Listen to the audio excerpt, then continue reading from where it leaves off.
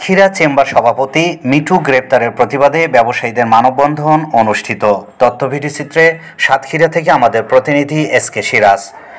Satkhira chamber of commerce and ইন্ডাস্ট্রির সভাপতি নাসিম ফারুক খান মিঠুর নামে সাতক্ষীরা সদর থানায় হামলা ও ভাঙচুরের মামলা প্রত্যাহার ও নিঃশর্ত মুক্তির দাবিতে সাতক্ষীরা ব্যবসায়ীদের মানববন্ধন অনুষ্ঠিত হয়েছে।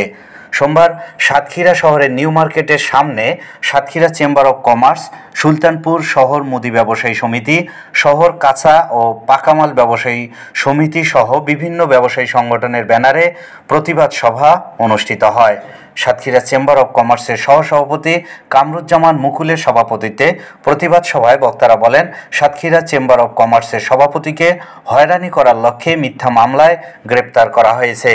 নাসিম ফারুক খান মিঠু কর্তৃক সদর থানায় হামলা ও ভাঙচুর করার কোনো ছবি বা প্রমাণ দেখাতে পারেন, তাহলে আমরা মেনে নেব সে দোষী।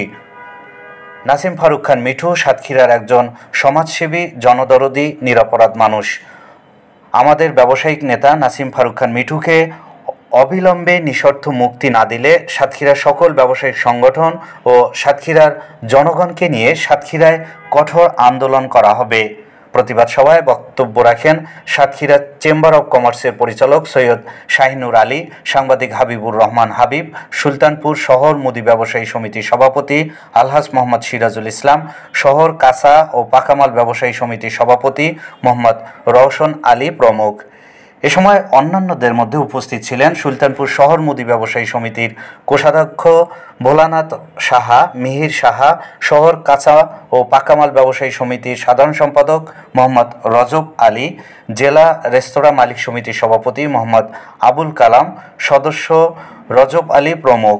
এ সময় সাতক্ষীরার বিভিন্ন ব্যবসায়ী সংগঠনের নেতৃবৃন্দ ও বিভিন্ন শ্রেণী পেশার মানুষেরা উপস্থিত ছিলেন। সভাপতি জনাব নাসিম ফারুক ভাই মিঠু খানে আজকে আমাদের মিঠু ভাইয়ের নামে যে মিথ্যা মামলা আছে, আমরা নিঃশর্ত মুক্তি চাই, আমাদের সাতক্ষীরা মুক্তি চাই। আমাদের চেম্বার অব কমার্স মিঠু ভাইকে আমরা নিঃশর্ত মুক্তি দিয়ে আমরা ফেলবো ইনশাআল্লাহ। আপনারা জানেন, আমরা আমাদের সাতক্ষীরা চেম্বার অব কমার্সের প্রেসিডেন্ট জনাব নাসিম ফারুক খান মিঠু, তাকে ষড়যন্ত্রমূলকভাবে আটক করা হয়েছে এবং মিথ্যা মামলা থানা মামলা দেওয়া হয়েছে, যেটা হাস্যকর। একজন চেম্বারের প্রেসিডেন্ট কখনো একটা থানায় আগুন দিতে পারে না, জ্বালানোর জন্য সে কখনো কাউকে উদ্বুদ্ধ করতে পারে না। কারণ প্রশাসন নিয়ে আমরা ব্যবসায়ীরা চলাচল করি, আমরা কখনো প্রশাসনের বিরুদ্ধে যাই না।